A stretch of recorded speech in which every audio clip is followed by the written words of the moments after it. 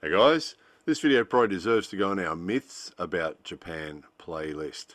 Some of you guys might be aware that there was a fairly serious earthquake in Kumamoto, Japan on July 28th, and lots of buildings lost power, a couple of buildings collapsed, there was a big explosion at a shopping centre, a couple of people died, so it's fairly severe. So after that, and since then, there's been a video circulating of these Indonesian guys sitting outside their dormitory with a stack of boxes of food and drinks from Family Mart. So the video claimed that these guys had stolen this stuff from Family Mart because obviously after earthquakes there's a fair bit of confusion and power out and things like that. So occasionally there is looting after earthquakes. Not real common in Japan, but it does happen.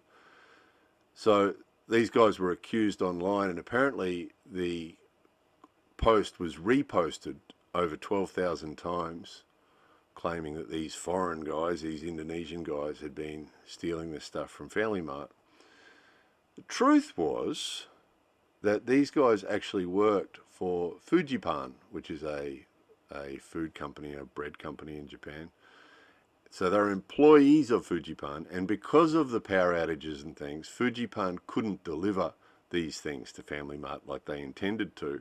And because these employees of Fujipan had no power at their dormitory, they were sitting outside, and the company gave them these food and drinks as relief, earthquake relief, right? Free food and drinks from the company to support their workers who were without power. So these guys were victims of an earthquake, 100% innocent, had not committed any crimes at all, but were widely accused of being thieves on the internet, and people reposted that post 12,000 times. So it really struck home to me, this one, because it reminded me recently when we did the posts about the fires in Japan. There'd been some fires at some temples and shrines, which Japan has had fires at shrines and temples for thousands of years, as we pointed out in that video. But in the comment section of those videos too, without any evidence at all, and offering no evidence at all, people were accusing certain foreigners of having set these fires.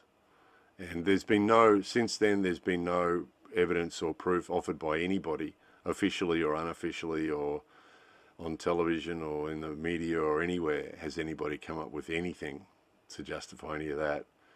So I thought this particular case with these Indonesian guys was a really good example of how people should be careful about rushing to accuse people of crimes when there's absolutely no reason to, and there's no justification to, there's no evidence. So some people don't seem to care about the evidence. If something happens, they just look to blame somebody, and they don't care if they've got evidence at all. They just clearly blame someone, as they did underneath those videos of ours. No, I have no evidence at all, but it was these people. I believe it, so it must be true.